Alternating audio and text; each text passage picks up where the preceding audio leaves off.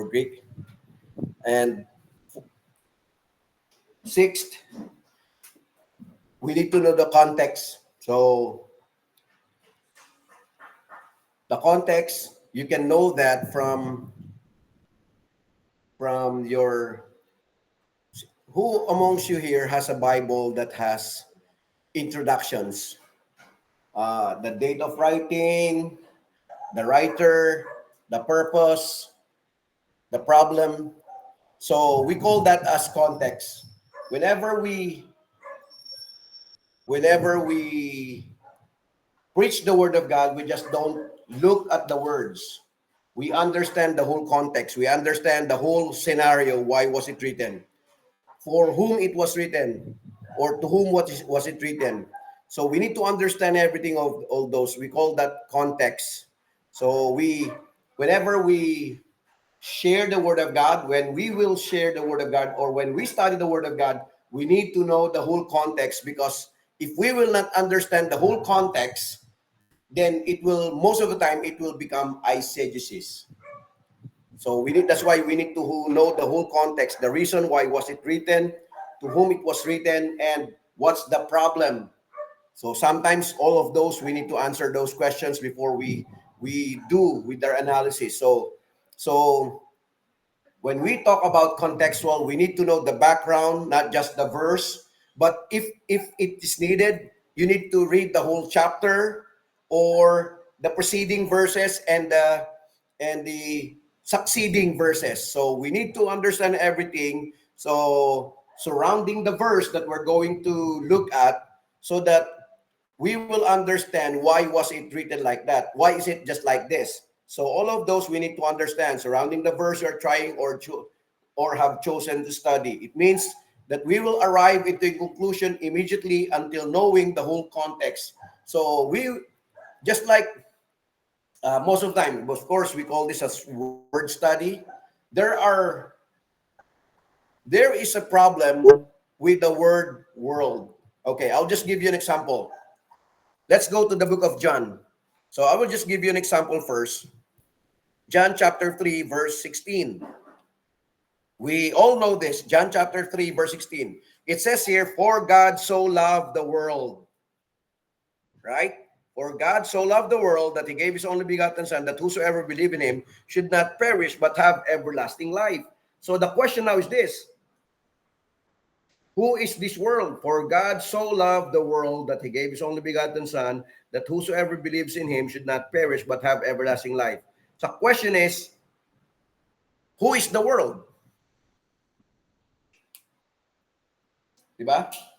Sa Tagalog, pagkat gayon na lamang ang pagsinta ng Diyos, tama ba yan? Pag-ibig ng Diyos na ibinigay niya ang kanyang bugtong na anak.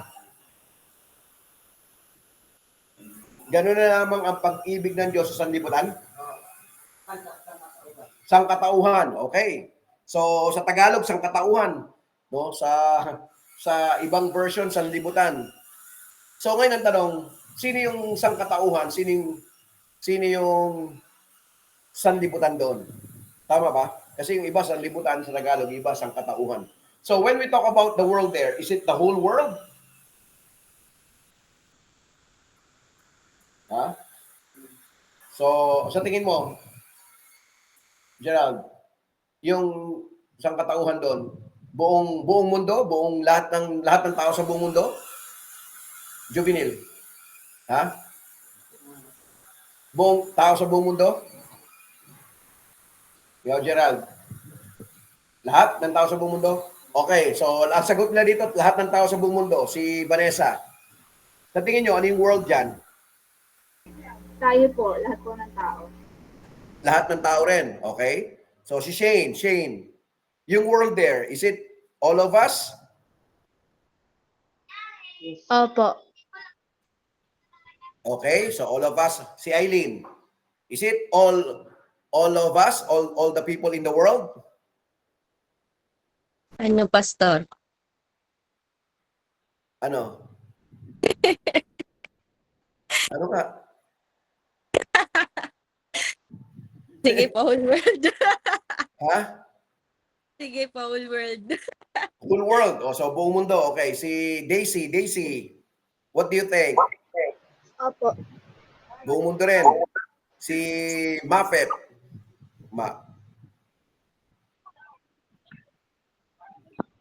Same din po, Pastor. Okay, lahat ng tao sa buong mundo rin. Si Rose.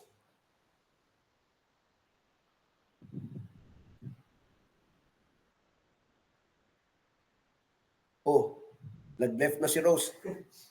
Biglang nag-left si Rose. Si Hana.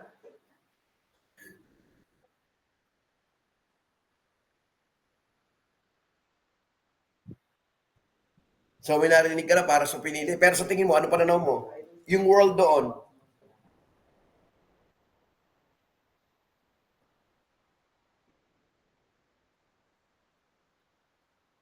How about si Christian? Pag sa world lang, Pas, talagang sangkatauhan yung tinutukoy dyan. So, yung binabanggit doon, talagang pang sangkatauhan. Good. So, Pangkalahatan, Pastor, nawala. oo nga, biglang ka nawala. Sabi ko, mabira, pagsabi ko, biglang nag-out eh. Hindi kasi ang pipindutin ko sana, Mike, Pastor, biglang na off. Okay. So, Biglang nawala. So, buong mundo yon, buong mundo. O, Sa diba? mga pinili. So, that, maliwanag din, for God so loved the world that He gave His only begotten Son, that whosoever believes in Him should not perish but have everlasting life. So makikita natin dito talaga na yung cosmos ang ginamit cosmon. The world that is being mentioned here, of course, yung sinabi ni Hana na may narinig siya na it's only for certain people, right? Kasi ang literally speaking, ang cosmos or cosmon, ang ibig sabihin diyan, world or entire universe, or let's say the whole earth, no? So yun yung tinatawag nating meaning. The universe, the world, the circle of the earth, or the whole earth, or let's say the inhabitants of the earth, or the human family. Let's say yun yung word na world. So, pero yun nga, ang problema lamang, of course, that's why we believe that, yan ang ano dyan, kaya nga tayo naniniwala, ito yung aking bukas yung iba kasi, Christ died only for the elect. No. Of course, the death of the Lord Jesus Christ is effective to those who are elect. Pero, because of this world, ang cosmos talaga, yun nga, binanggit ko yung mga meaning, no? Babasahin ko lang yung mga meaning. It means the entire universe, it means the whole human race, world affairs, or the inhabitants of the earth, or the universe, the circle of the earth, or the earth, or the inhabitants of the earth, men, the human family. So, yun yung mga possible meaning. So, hindi naman, kasi nga ang problema, kulang yung English pagdating sa kulang yung English pagdating sa translation coming from the Greek. So, when we say the world, no, it is the entirety of the human race.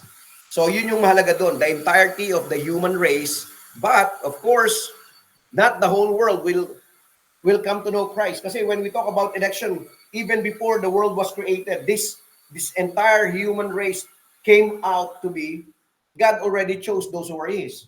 So, in reality, ito yung aking pananaw, ito yung aking sa aking pag-aaral, in reality, the death of the Lord Jesus Christ is sufficient for all men. Pag sinabing sufficient, no, it is the death is sufficient to save all men, but, laging may but His death is only effective to those who are His. The death of the Lord Jesus Christ is only effective to those who are His elect. Babalikan ko yun. No. So, in reality, the death of the Lord Jesus Christ no? Through that, we can say, so in reality, the death, of course, even if the death of the Lord Jesus Christ is sufficient for all men, but it is only effective to those who are his people or his elect. So, in any way, the death of the Lord Jesus Christ is only for those elect. Nakuha niyo yung point? Ito yung paniniwala ko. Sufficient for all men. The death of the Lord Jesus Christ is sufficient for all men. But, it is only effective to those who are elect. So, in other words, no, to translate what we are saying right now in John chapter 3, verse 16, for God so loved the whole world, God loved the world, and yet the problem is that his death is only effective for those who are elect. Sabi niya rito, no, that whosoever believes in him should not perish but have everlasting life. For God did not send his Son into the world to condemn the world, but that the world through him might be saved. He who believes in him is not condemned, but he who does not believe is condemned already, because he has not believed in the name of the only begotten Son of God. And this is the condemnation, that light has come into the world, and men love darkness rather than light, because their deeds were evil. So, maliwanag yan. Remember, in John chapter 3, in-explain Jesus Christ that we had to be saved. Born again. We have to be born again. Pero pagdating sa verse 5 kasi, in-explain kagad to ni Jesus Christ that we are born by the Spirit. Sabi niya rito, Jesus answered, most surely I say unto you, unless one is born of water and the Spirit, he cannot enter the kingdom of God. That which is born of the flesh is of the flesh, and that which is born of the Spirit is spirit. Do not marvel that I said unto you, you must be born again. The wind blows where it wishes, and you hear the sound of it, but cannot tell where it comes from and where it goes. So is everyone who is born of the Spirit. So, tinatanong ni Nicodemus, how can this be? Sa verse 9. So, sinabi ni Jesus Christ, di ba, teacher ka ng Israel? Teacher of the law? Bakit hindi mo ito alam? Most assuredly I say unto you, we speak what we know and testify what we have seen, and you do not receive our witnesses. So, si Jesus Christ, in-explain ngayon yung tinatawag nating salvation through Him. But, sabi ni Jesus Christ, although maliwanag yan sa John chapter 3, pagdating sa John chapter 6, John chapter 8, binabanggit ngayon ni Jesus Christ that He has His own sheep. He lays down His life for His sheep. So, the death of the Lord Jesus Christ, He died for His sheep. Di ba? Maliwanag yan eh. John chapter 6. In John chapter 8, I lay down my life for my sheep. Sabi niya rito, verse 10, chapter 10, Tingnan nyo I am the good shepherd. The good shepherd, verse 11, John chapter 10. I am the good shepherd. The good shepherd gives his life for the sheep. So, tapos pagdating sa verse 13, the hireling flees because he is a hireling and does not care about the sheep. Verse 14, I am the good shepherd, and I know my sheep, and I am known by my own. As the Father knows me, even so I know the Father, and I lay down my life for the sheep. So, yung death ni Jesus Christ talaga, in reality, you can say that it is for His sheep. So, sa John chapter 3, verse 16, binabanggit yung world, pero may iba-ibang meaning yung world. It might be the entire universe, it might be the world, the earth, pero sabi niya, pwede ring inhabitants of the world. Hindi kaya pag sinabi niyang inhabitants of the world, kaya nga, yung sinasabi ngayon ni Hannah, na may narinig siya na yung world doon ay hindi buong mundo, kasi nga, pwede mong i-translate that it is only the inhabitants. Hindi naman alam kung buong inhabitants. Hindi mo alam kung the entire human race. So kasi nga, the meaning is so different. So it has lots of meaning. Let's say, yung cosmos dito, it might be the world, the universe, the inhabitants, the human race, or the Jewish nation, sabi niya, the hidden world. So hindi hindi masabi kung anong klaseng world yan. Kaya nga, yung sinasabi ni Hannah kanina, or let's say, only the Christian body. Oh, kasi nga, meron silang ano na, yun lang ang kanang pananaw, the Christians only. So, dahil dyan, sa kanyang ano na yan, marami ang nagkakaiba-iba pagdating doon sa tinatawag nating understanding. No? Sa cosmos, it might be the government, the entire human race, or let's say specific men. So naintindihan ba? Pagdating kasi doon sa ano, galing sa Greek papunta sa English, may iba-ibang meaning. So it can be the world, the universe, the earth, the inhabitants of the earth, men, or simply human family, or let's say the ungodly multitude, or the whole mass of men, or the hostile men, or those who are alien to God, or those who are His. No, specific men. So nakita niyo yung mga difference, kaya nga kaya nagkakahiwa-hiwalay, nagkakaroon ng tinatawag nating mga pagkakaiba-iba sa paniniwala kung ano ba yung klase ng world doon because of the translation. Sige, Romel. I mean, Christian. Kasi minsan po, nami-misrepresent po yung word na election. Mhm. Nagiging, kasi sabi nila, ang pagpili daw ng Lord randomly. Pero mapakikita naman doon na ang pagpili ng Diyos is talagang, sabi nga, pinili ko kayo, di ba? Before the foundation of the world. Mhm. Di ba yun yung sinabi ng scripture? So, yun lang po yung argument. Minsan kasi nami-misrepresent yung ano election di ba? Yung unconditional election na ibinigay na ginawa ng Lord. Na nagiging random daw yung pagpili. Na parang roleta na kung saan matapat, kung sino yung matapatan, yun yung maliligtas. Okay. So hindi ko pa narinig yung ano na yan, na ruleta, no? Pero walang ruleta sa Panginoon. No? God will never choose randomly. Kasi it's very clear in Ephesians chapter 1 that even before the creation of the world, even before the world was formed, God already chose who are His. Kaya nga, if you will go to, kaya nga yun yung world, kasi nga ang problema doon sa world na yun, pero yun yung mga meaning ng world. So yun lahat merong mga differences. Pero tingnan nyo, even Romans chapter 8, which we have read last night, Romans chapter 8, verse 29, no, kasi yung 28, kabisado natin eh. And we know that all things work together for good to them who love God, ang nakalagay. Pero to them who were loved by God, dapat yung tama eh. Who were loved by God, to those who were called according to His purpose. The word called there is kletos. Kaya nga yung word na klesia. No, they are the ones who were called. Kaya nga yung doctrine of the church, ecclesia, they are the called out ones. So, look at verse 29. For whom He foreknew. No. The word He foreknew sa original, lalagay ko sa Romans chapter 8, verse 29. Yung foreknowledge dyan, it means even before the time was, He already knows them by their names.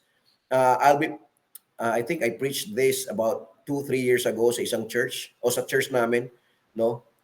Proegno, no? Proegno ang ginamit na term. It means it's an aorist tense, aorist active, indicative, third person, singular. So He has come to know us. He has already known us even before the formation or the somorphos of the world. So bago pa magkaroon pa ang fashion, before the world was fashioned, He already know us. Or in other words, ito yun yung foreordained, it means even before the foundation of the world, God already elected us to salvation. So yun yung ibig sabihin doon. For whom He had elected for salvation, so yun yung isang meaning for new, or those whom God elected to salvation. So for whom He had elected for salvation, or whom He did predestinate. So yun yung mga ibig sabihin ng ng word na proginosko or proegno kasi ano eh, yung ginosko is a simple verb. Pero ang ginamit ay proegno. Egno means always tense. Once and for all, always active, indicative, third person singular. So he's the one who's active in choosing. Nag-intindihan? Hindi siya kaya nga tayo naniniwala na yun ang doon, yung problema ng yung mga random daw. So kung random man yung paniniwala, problema yun. Kasi ang maliwanag dito, sabi niya, once and for all, He has already decided to save those people. No? He already, sabi doon, He already chose those people. Kasi ang tamang translation, it's either predestinate for no, or God chose or God elected to salvation. So, kaya nga maganda translation dito, for whom God elected to salvation, He also predestined.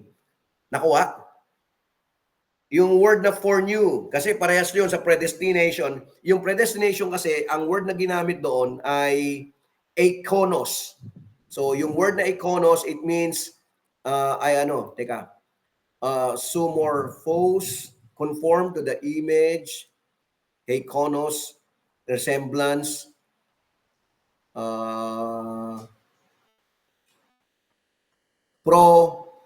totokon, polois, pro-orisen, predestinate. So, yung isa, pro-egno, yung isa, pro-irisen. So, pare-parehas pro. Pag sinabi kasi na pro, before, yun yung word na pro. Yung isa, egno, it means knowledge. Yung isa naman ay irisen o risen, it means determinate. So, predetermined. Kaya yun yung or he preordained. So, pansinin nyo laging preordained or before we were even born, we were already ordained or predestinate. So, we were already known in advance. So, yun yung word naman kasi yung isa foreknew. Proegno at saka pro-orisen. So, magkaibang word, pero tingnan nyo magkaiba yung word. Pero ang maliwanag dito, so mas magandang basahin ko to yung predestinate dito. For whom whom God elected to salvation, because of course it's a third person instead of using the word God, for whom He elected to salvation, He also foreordained or predestined or let's say predetermined to be conformed to the image of His Son, that He might be the firstborn among many brethren. So maganda yung understanding natin ngayon when we talk about salvation, that even before the world was created, He already chosen us, or God Himself elected us to salvation. Naintindihan natin? Dapat the more we appreciate the work of God in us. So when we talk about salvation, and kaya nga yung sa verse 28, and we know that all things work together for good to them who were loved by God, who are called according to His purpose, for whom He Himself, God, elected to salvation. He elected them, He also predestined or preordained. So, to be conformed to the image of His Son. So, basically, when we talk about salvation, God, even before He created the universe, even before the world was, He already ordained us to salvation. He already chose us, elected us to be saved. Mahirap to minsan pakinggan, mahirap to tanggapin, but this is the truth. When we talk about, kaya nga pag naririnig ko minsan na no, I'm not, kasi sabi la, tulip yan o Calvin. No, that's not a bit. This is what the Bible says. And I go back to the basic of which is the Word of God. We are studying the Word of God. And now we are studying lexical understanding. So when we talk about lexical, it means going back to the original language. So we understand now when we talk about salvation, we did not do anything simply because even before there was the world, even before there was the universe, we were already chosen. God Himself elected us, preordained us to be saved. God preordained us to salvation. And that's the reason we should be grateful. We should be thankful. And that's the right response. Knowing that we are not even worthy of that salvation. We are not even worthy to have eternal life.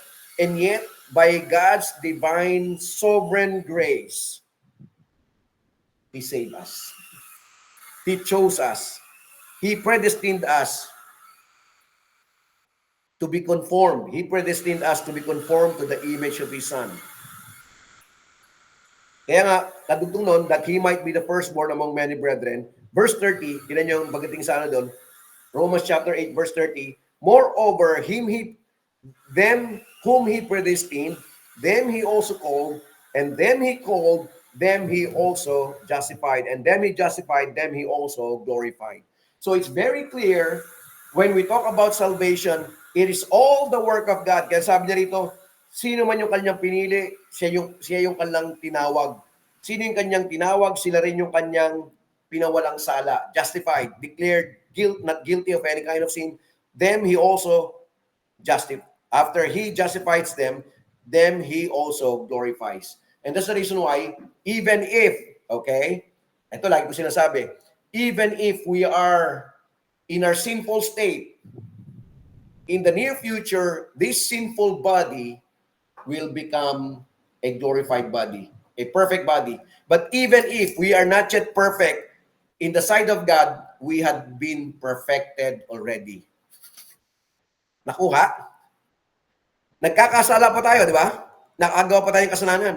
Pero in the sight of God, we are already perfected. That's why, if you will try to look at that, it's in the future tense, but at the same time, it is already happening at this point of time.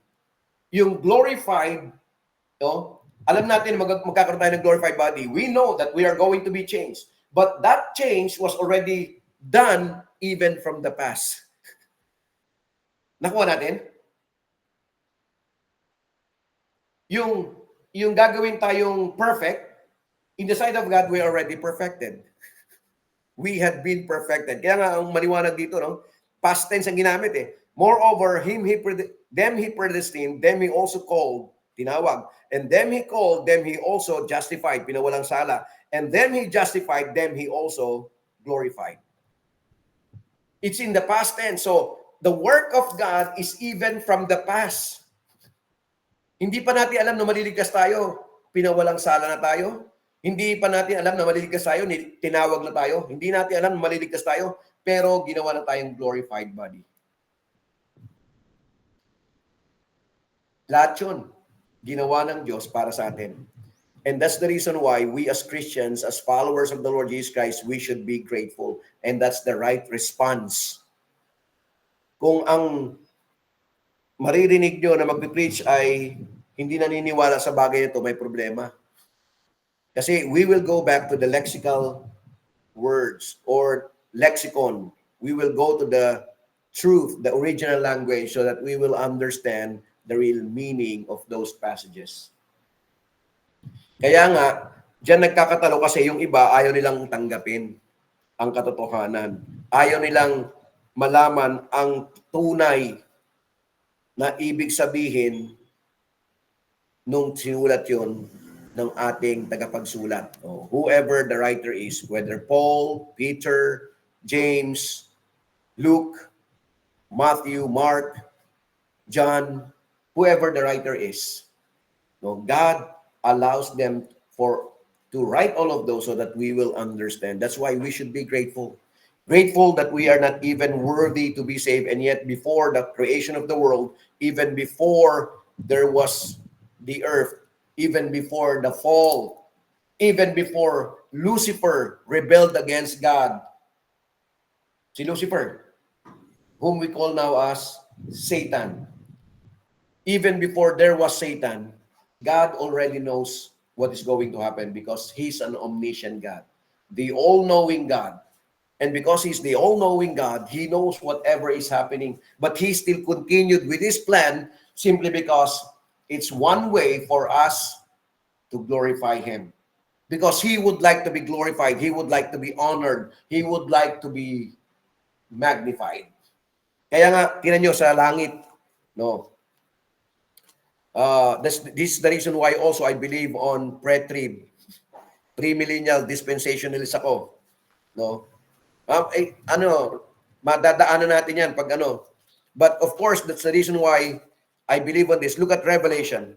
Revelation chapter 1, chapter 2, chapter 3, it's all about the church. So chapter 1, it's all about the Lord Jesus Christ, in the revelation of Jesus Christ, which God gave him to show his servants things which must shortly take place. So John chapter 1 yan. And John chapter 2 and chapter 3, it's the church age. Chapter 2, chapter 3, it's all about the church. Then suddenly, in chapter 4, there's worship in heaven. Tingnan nyo, After these things, I look and behold, chapter 4, a door standing open in heaven, and the first voice which I heard was like a trumpet speaking with me, saying, "Come up here, and I will show you things which must take place after this." So pansinin nyo, after the 7 churches, sinabi kagad, "Come up here, and I will show you the things which must take place after this." And then you can see there, immediately I was in the spirit, and behold, a throne set in heaven, and one sat on the throne, and he who sat there was like a jasper and sardius stone in appearance, and there was a rainbow around the throne in appearance like an emerald. Around the throne were 24 thrones, and on the thrones I saw 24 elders sitting, clothed in white robes, and they had crowns of gold on their heads. And from the throne proceeded lightnings, thunderings, and voices. 7 lamps of fire were burning before the throne, which are the 7 spirits of God. Before the throne, there was a sea of glass like a crystal in the midst of the throne, and around the throne were 4 living creatures full of eyes in front and in back. The first living creature was like a lion, the second living creature like a calf. The third living creature had a face like a man, and the fourth living creature was like a flying eagle. Tingnan nyo, verse 8, the 4 living creatures, each having 6 wings, no, these are angels having 6 wings, were full of eyes around and within, and they do not rest. Ito yung gagawin natin sa langit. Kaya yun yung purpose nito kung bakit tayo niligtas ng Panginoon. The 4 living creatures, each having 6 wings, were full of eyes around and within, and they do not rest day or night, saying, "Holy, holy, holy, Lord God Almighty, who was and is to come." Whenever the living creatures give glory and honor and thanks to him who sits on the throne, who lives forever and ever, the 24 elders fall down before him who sits on the throne and worship him who lives forever and ever, and cast their crowns before the throne, saying, "You are worthy, O Lord, to receive glory and honor and power, and for you have created all things, and by your will they exist and were created." Chapter 5, no? Tapos, chapter 5, again, it's part of the worship. Now, when he had taken the scroll, the 4 living creatures and the 24 elders fell down before the Lamb, each having a harp, the golden bowls full of incense, which are the prayers of the saints. And they sang a new song, saying, "You are worthy to take the scroll and to open its seals. For you were slain, you have redeemed us to God by your blood, out of every tribe and tongue and people and nation, and have made us kings and priests to our God, and we shall reign on the earth." Then I looked, and I heard voice of many angels around the throne, the living creatures, and the elders, and the number of them was 10,000 times 10,000, and thousands of thousands, saying with a loud voice, "Worthy is the Lamb who was slain to receive power and riches and wisdom and strength and honor and glory and blessing."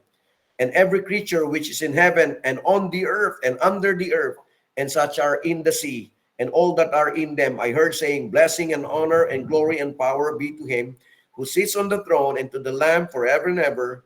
And the 24 living creatures said, "Amen." And the 24 elders fell down and worshiped him who lives forever and ever. So you can see there, it is before the Great Tribulation. Pagdating ng chapter 6 until chapter 19 is the Great Tribulation. Everything that is happening here on earth. And, tingnan nyo yun yung sinasabi ko kagabi. The reason why I believe on pre-trib dispensation, because I believe on the literal, grammatical, syntactical study of the word. No.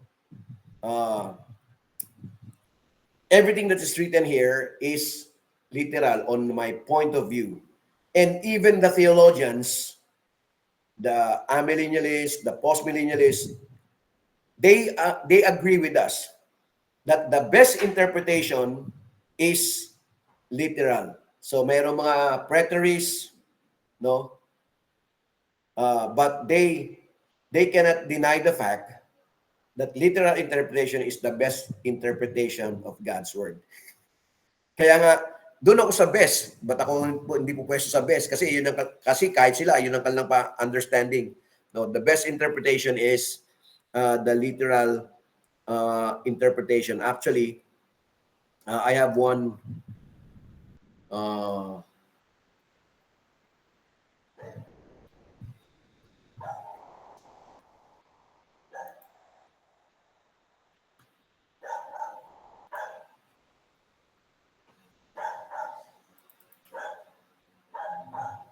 Naku, hindi ko mabuksan na. Bale, I'll try to open that. I will do that later, next time. But of course, now I'm trying to open one of my files here, but I wasn't able to open. Ang problema ng mga amillennialists, postmillennialists, ito yung sa chapter 20. So, in chapter 19 of Revelation, let's go back to that one. Ito yung paniniwala, no? Revelation chapter 19.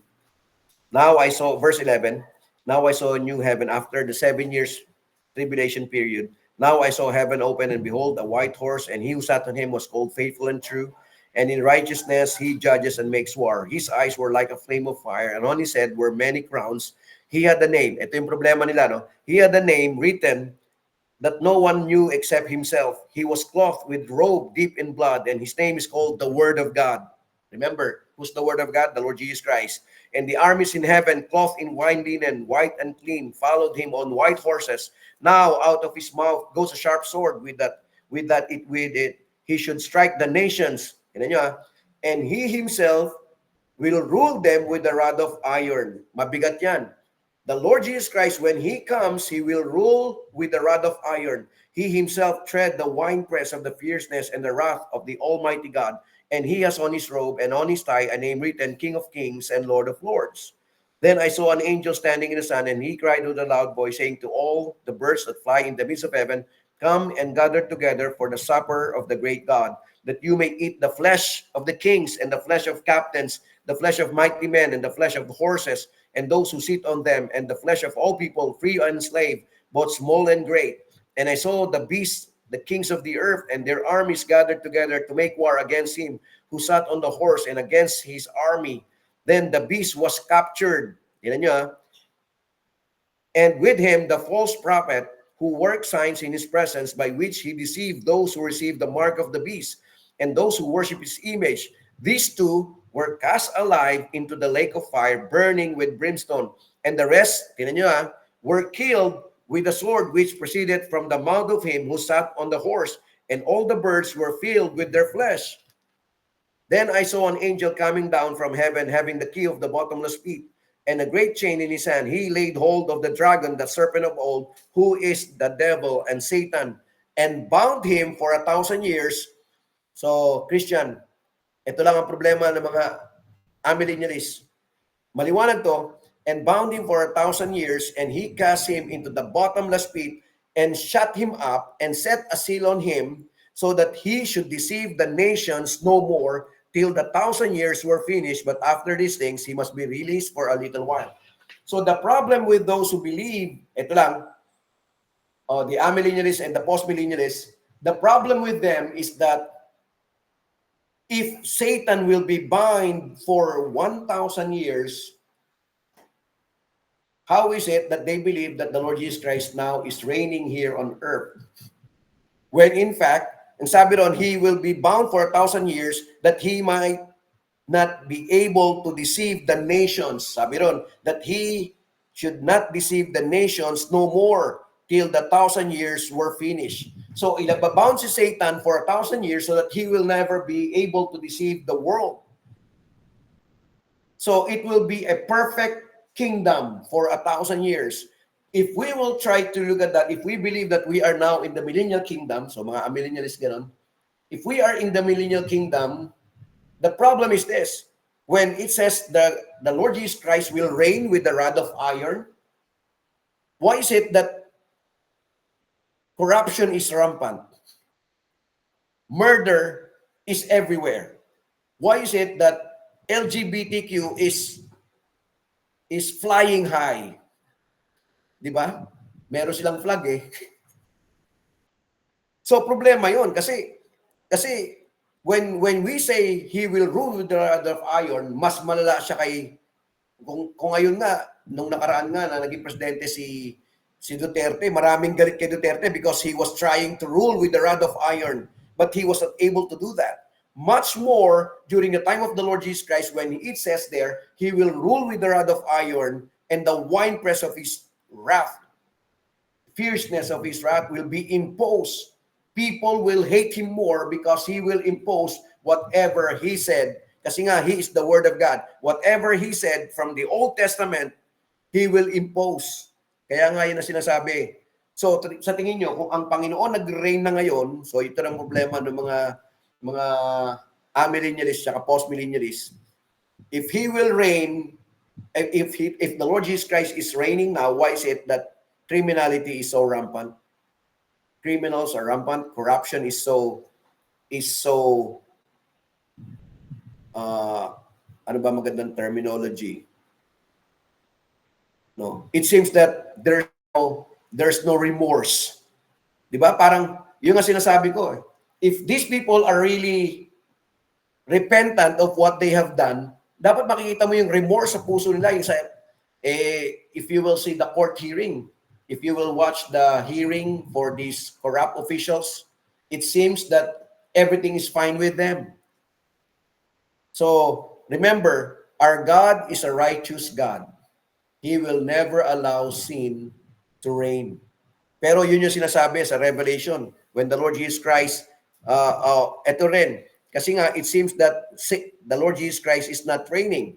Kasi, sabi ron, the devil, who is called Satan, will be cast into the bottomless pit for 1,000 years and shut him up and set a seal on him so that he should deceive the nations no more till the 1,000 years were finished. So, he will not be able to deceive the world for 1,000 years. Tingnan nyo, itutuloy ko. Revelation chapter 20 pa rin.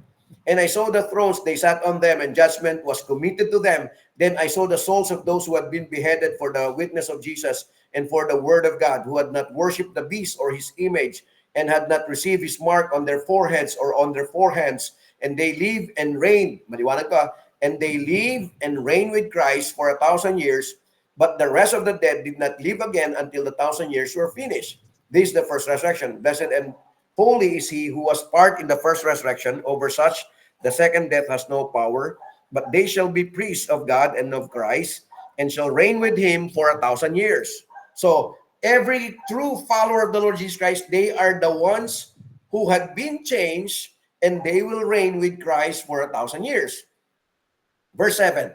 Now when the 1,000 years have expired, Satan will be released from his prison and will go out to deceive the nations which are in the four corners of the earth, Gog and Magog, to gather them together to battle, whose number is as the sand of the sea.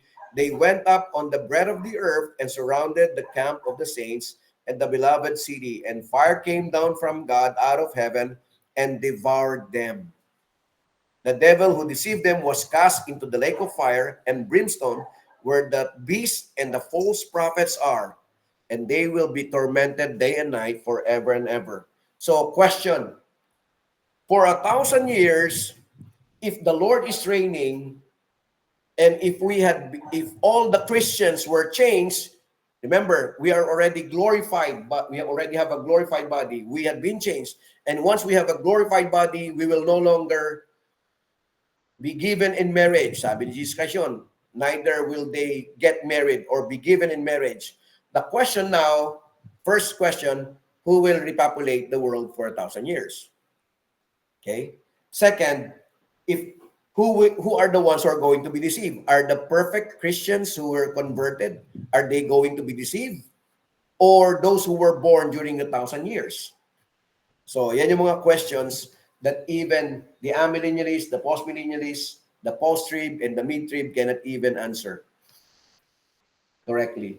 Kasi nga, whether we like it or not, hindi nila masasabi kung sino yung nag-reign, sino yung nag-repopulate. Kasi nga, if we had been perfected as Christians, who will go through the millennial kingdom? Who will be part of those whom God will reign with? No? Kasabi rin kasi sa chapter 19, the Lord Jesus Christ will come together with His saints, all in white linen or white robe. Perfect na eh. Diba? Sa 1 Corinthians chapter 15, this mortal will become immortal, this corrupt body will become incorruptible. So because this is already perfect, the question is who will reign during the millennial kingdom? Who will repopulate the world during the millennial kingdom? If the Lord will reign, if the Lord is reigning right now, then third question, if the Lord is reigning right now, why is it that the world is not getting better, but rather the world is getting worse? So those are the questions that needed to be answered, in which the literal interpretation of the Word of God answers it. No? Kasi nga, there will be people who are called tribulation saints who will come. Okay, so Christian, yes. Actually, even sa Reform theology, halo pa rin talaga ng view pagdating sa eschatology. Meron pa rin talagang mga reconstructionist din kasi na pag sila may reconstructionist, sila yung mga tao na ini-impose yung government na kaya daw like kasi naniniwala 'di ba nasa millennium period na tayo and si Christ is nagre-reign na. So ngayon, ang ini-impose nila para daw mag-reign si Christ dun sa mag-govern sa buong mundo, rampant yung yung ng gospel. Then ako naman pastor kasi, ang point ko hindi actually kung titingnan ko talaga, wala pa akong malinaw na view. Pero mas naano ko talaga ngayon is talaga since dati pa kasi kaya lang po ako nagkaroon ng kaguluhan or nagkaroon ng kumbaga parang confusion pagdating diyan sa view ng dispensational. Yung explanation kasi nung pastor namin dati, dalawa daw yung rapture. Kumbaga sa unang ganun po, meron siyang view na ganun. So ngayon, ako po magiging honest ako, hindi pa ako ganun ka-clear talaga pagdating sa eschatology. Kasi naghahalo talaga yung view sa utak ko eh. Amil, post-meal, pre-meal. Pero yun nga, kaya nga binabanggit ko ngayon, yun ang mga problema sa mga amil tsaka post-meal. This is what they cannot answer. Kasi ganito yung, iisa lang ang rapture. Bakit naging dalawa rapture? No? Ito, tinan mo ang rapture. 1 Thessalonians chapter 4. Look at this. 1 Thessalonians chapter 4. Minsan lang to, hindi mauulit to eh. 1 Thessalonians chapter 4, verse 13 to 18. This is only for the Christians, okay? So it's not for all, it's only for the believers. 1 Thessalonians chapter 4, verse 13. 1 Thessalonians chapter 4, verse 13 to 18. But I do not want you to be ignorant, brethren, concerning those who have fallen asleep, lest you sorrow as others who have no hope. For if we believe that Jesus died and rose again, even so God will bring with him those who sleep in Jesus. For this we say to you by the word of the Lord, that we who are alive and remain until the coming of the Lord, until the coming of the Lord will by no means precede those who are asleep. For the Lord himself will descend from heaven with a shout, with the voice of an archangel, and with the trumpet of God, and the dead in Christ will rise first. Then we who are alive and remain shall be caught up together with them into the clouds to meet the Lord in the air. Thus we shall always be with the Lord. Therefore, comfort one another with these words. So, it's basically, there's only one rapture of the church. One rapture. Kasi, sabi niya rito, yung mga patay at saka mga buhay, sabay-sabay silang aakyat. Sasalubungin ng Panginoon. Sabi niya rito, He will descend and we will go up. So, we will meet halfway. Diba? Kasi yan yung word na rapture. Dito, for this we say by the word of the Lord, that we who are alive and remain until the coming of the Lord will by no means precede those who are asleep. Look at verse 16. For the Lord himself will descend descend from heaven with a shout, with the voice of an archangel, and with the trumpet of God. Tapos naman sabi nila, and the dead in Christ will rise first, then we who are alive will remain, shall be caught up. Yun yung word.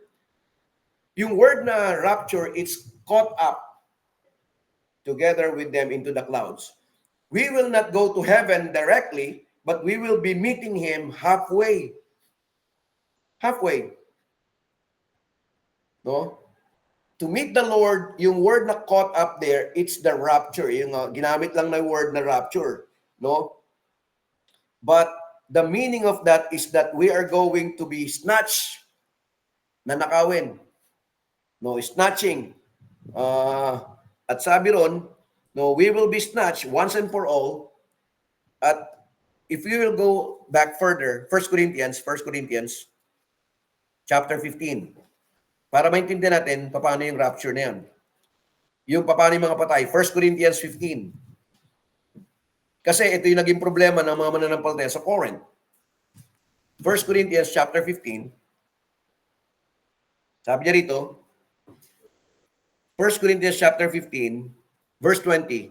But now Christ is risen from the dead and has become the first fruits of those who have fallen asleep.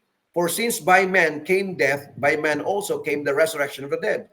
For as in Adam all die, even so in Christ all shall be made alive.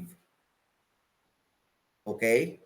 Kasi ang pinag-uusapan dito, kamusta yung mga namatay? No, if I will go back, now, tinan nyo verse 12, babalikan ko ng chapter 15 pa rin, ng 1 Corinthians, verse 12.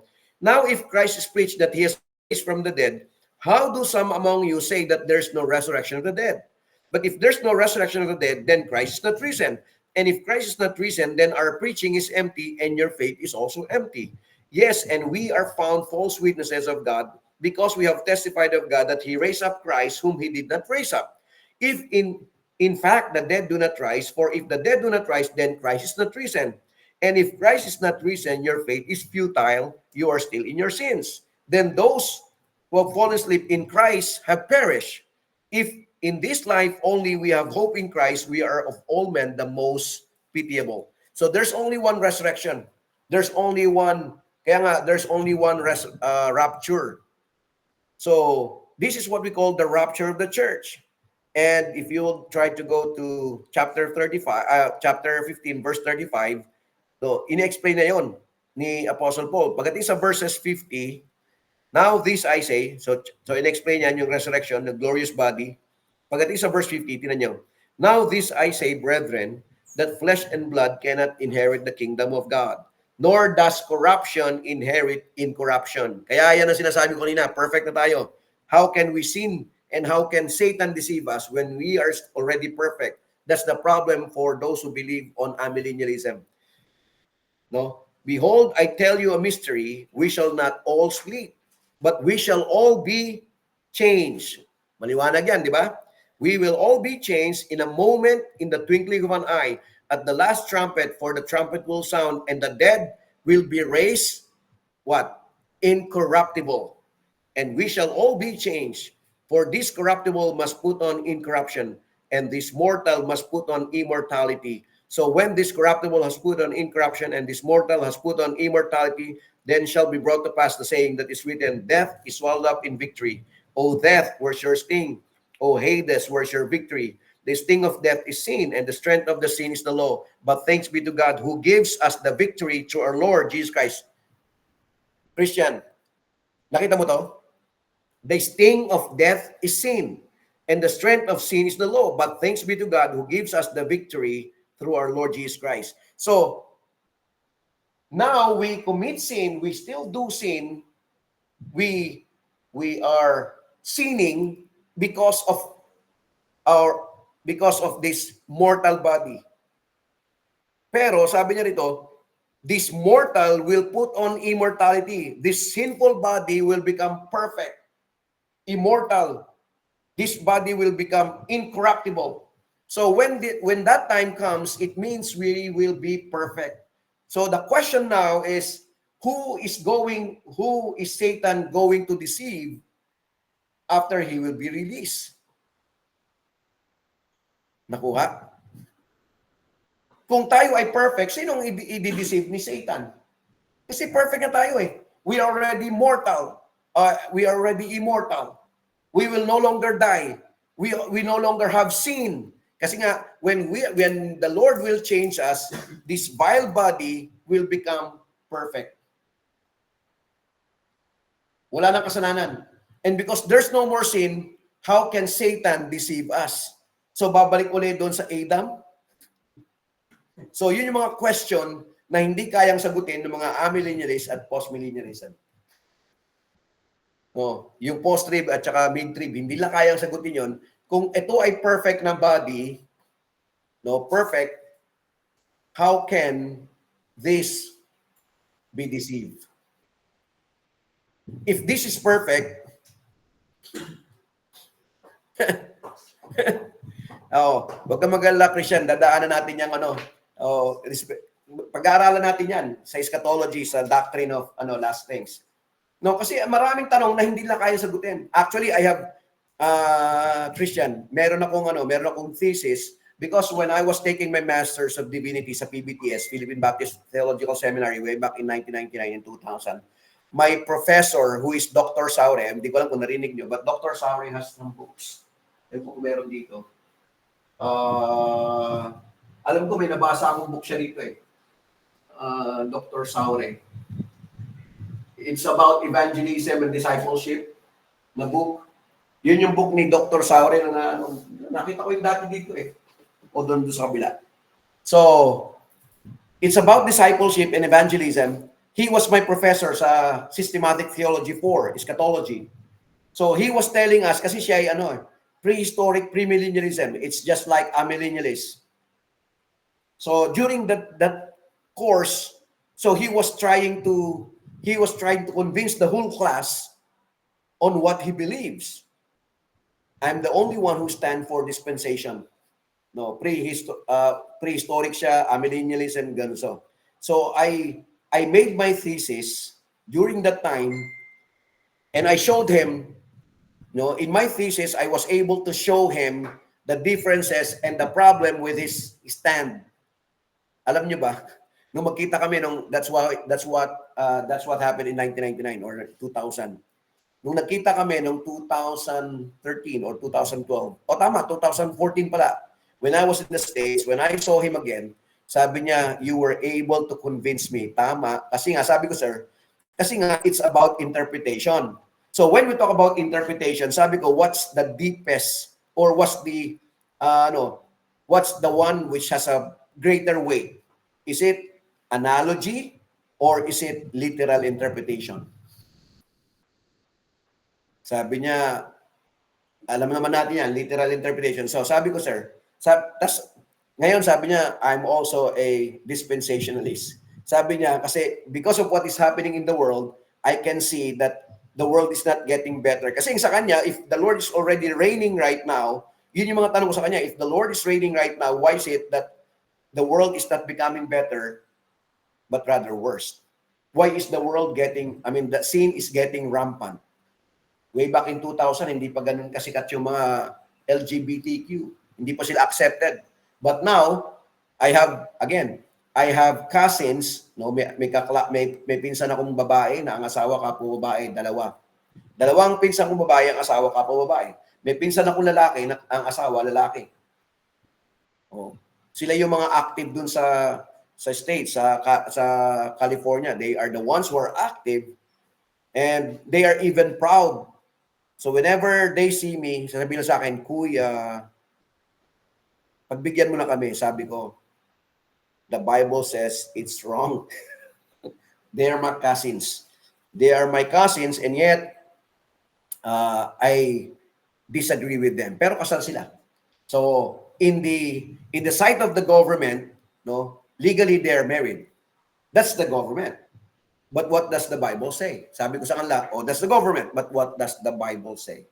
Does the Bible agree with what you are doing right now? Definitely not. No, yun Yun yung problema ng social justice, yung liberal theology. They are imposing everything, letting us accept these kind of people. I have no problem accepting them. I have no problem accepting people. Kaya nga sabi ng mga anak ko, ako ay homophobic. No, I have no problem accepting them if they are willing to change. Kasi we call that a struggle. Lahat naman tayo nag-struggle. Ako, I struggle with sin. All of us struggle with sin because that's who we are. We struggle with sin. But we try to kill that sin in our lives. If we are not trying to kill the sin in our lives and keeps on doing that sin, that's different. Di ba? Kasi kaya nga tayo niligtas ng Panginoon, sabi ron, to be conformed to the image of His Son. Do you think the Lord Jesus Christ would like us to keep on living in sin or to live in righteousness? Sa tingin nyo, will God allow us to keep on living in sin or God wants us to live in righteousness, in holiness? Sa tingin nyo, anong gusto ng Panginoon? Holiness o sinfulness? Diba? Kaya nga lagi niyang binabanggit sa salita niya na ang nais ng Diyos, tayo ay mamuhay sa kabanalan, hindi tayo mamuhay sa kasalanan. So if God wants us to live in holiness, He will never accept what the world accepts. If the world and these liberal theologians or liberal people who call themselves Christians, they believe that we need to give them also, we need to love them, we need to give them understanding because they also have rights. That's all false. That's the work of the devil. No, dapat maintindihan natin yan. Kaya nga, we study everything, even the context. We will continue with this. It's already 11 o'clock pala. I did not realize. So may tanong pa? May tanong? Christian, pag-aaralan natin may yan. Maganda yan. No. Sabi ko nga, may mga... Ano po? May mga tanong, may mga problema yung lahat ilalatag ko yung paniniwala ng amillennialist at postmillennialist, ilalatag ko yan and then I will refute. So ito yung stand nila, tapos lalagyan ko ng may refutation yun bawat nila, verses nila, how they interpret the word of God and I will refute their interpretation. So that's what I did. Ano po? Ha? In fairness naman pas, tsaka po naman po sa mga ambil tsaka sa mga post-mill. Ayaw ko po kasi misrepresent sila sa bagay na yan. Aha. Kasi ako, reform po ako, pero yung view ko talaga ng eschatology, hindi pa ganun ka firm, lalo-lalo na sa post-mill. And dati din naman akong dispensational. Yun nga lang, kaya lang po ako nagkaroon ng problem kasi hindi po reform yung pastor na nagturo dito ng eschatology kasi yung dating pastor namin na namatay, yun yung nagtuturo ng eschatology dito dati. Siya yung nagsabi ng 2 beses daw, kumbaga parang pag nag-rapture, then 7 years tribulation, tapos meron pa daw panibagong rapture. Yun naman yung mga naiwan. So hindi siya reform, kaya doon ako nagkaroon ng kaguluhan sa utak ko that time. Pero ngayon naman kahit pa paano, inaaral ko naman na yung eschatology. Hindi ko alam kung saan talaga ako mag-i-stick na view. Aha. Hindi, pero yun? Hindi totoo yung 2 beses mag-rapture, 1 beses lang rapture. Opo. Wala nang rapture. In fairness naman pas, ayoko din, kaya di din po ako nagsasalita. Ayoko din kasing ma-misrepresent ko yung view talaga ng post-millennial tsaka ng amillennial. Ayoko po silang ma-misrepresent, kaya hindi din po ako sumasagot. Hindi, huwag ka mag-alala. Pag nagklase na tayo ng Systematic Theology 4, I will explain or I will present their view. Actually, may book si Jihan dito na nakita ko. Nasa ba yun? Alam ko na kagad na ito. Hindi ko alam kung nakita nyo itong book na to. The Future, What the Bible Teaches. So, this is teachings on eschatology. Alam nyo, birnounce ko pa lang to, pero alam ko na. Kasi, he was teaching the covenant of grace. The covenant of grace, law, and the king, and his everlasting throne. So, ito amillennialist to si Leslie McDonald. Nalaman ko lang kasi binasa ko, hindi ko makilala to So, ako kasi kahit nandito, nag-browse. So, alam ko na kagad yung kanya. So, binabasa ko siya. Hindi ko naman kasi book to pero kung book to, lalagyan ko ng mga question mark So, lalagyan ko ng yan. Kailangan maging wide reader talaga eh. So, I read that. Sabi ko, ba, maganda to, maganda yung presentation niya, but of course, yung mga, actually sa reform, halo-halo eh. When we say reform, si John Mack, ano yun, dispensationalist yun. Si Piper, ano yun, Amil. Amil po siya. Oh, Amil yun. Pero pa si Costi, inaaral ko po kasi ngayon yung mga article ni Costihin, yung pamangkin ni Benny Hinn. Reform siya pero ang view kasi niya dispensational. Aha. So tinignan. Kasi yung pastor naman na nagme-mentor kasi sa akin, ang view naman po niya modern classical na Prehistoric dispensational. premillennial, anong tawag doon? Prehistoric premillennialism yun, yung Opo. classical. So, yun yun. Opo. Tapos siya, kumbaga parang hindi siya partial preterist kasi siya kaya ngayon yun ang tinitingnan niya, partial Oo. preterist. Ang problema doon sa preterist, yung interpretation nga nila, hindi sila naniniwala sa literal interpretation pagdating sa Opo. revelation.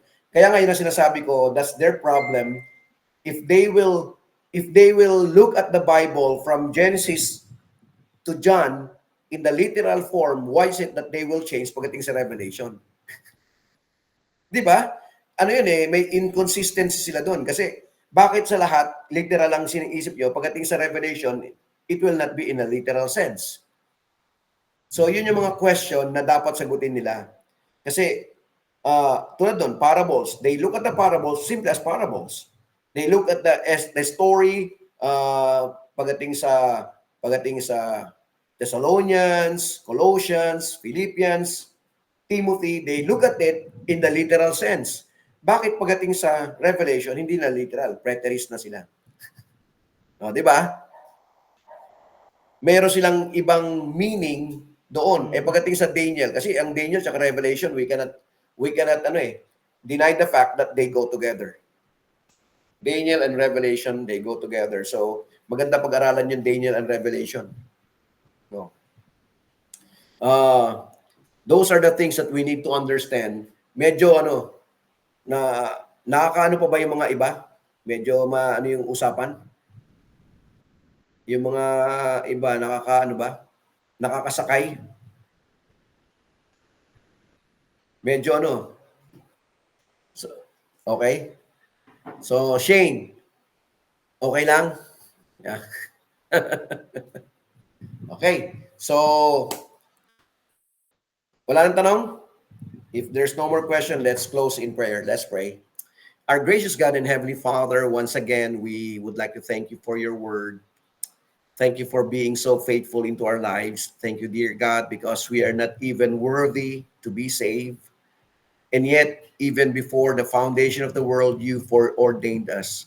You have known us. You have called us to salvation that we don't even know.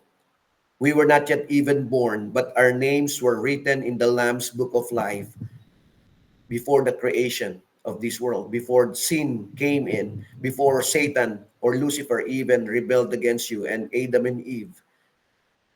We thank you because we are not worthy of that salvation that you have given to each one of us. We are not worthy for us to be elected because we are so rotten, we are so vile, we are so sinful, wretched, and depraved, wicked people. And yet you have given us eternal life. It's not because of us, but because you would like to show your great love. You would like to show that you're the one who is sovereign. You're the one who is in control of everything. And so we would like to honor you, praise you, and thank you for the salvation that we never deserve. Thank you, dear God, because you have given us an opportunity to become one of your children. And so this morning, Lord, we would like to honor you and glorify you. It is our prayer, Lord, that we will bring this as we worship you corporately tomorrow, that we will have that desire, we will have that energy in us, that enthusiasm in us to really give our best to you as we worship you tomorrow. Thank you once again for your word. Thank you, Lord, because of your grace. Thank you because of your mercy. Thank you for the things that we are learning from your word. In Jesus' most precious name we pray. Amen. Amen. So, prepare our hearts for tomorrow's service. No. Kaya dapat bigyan natin best bukas. Okay. Magandang umaga sa inyo lahat ulit. Thank you po, Pas. Ayun po, Okay, thank you, thank you. Thank you Thursday po. again, Thursday. Oh, mamayang bukas pala ng gabi. Alas 8 pala tayo bukas ng gabi, ano? Okay, para sa mga leaders. Bye-bye. Bye po. Thank you po.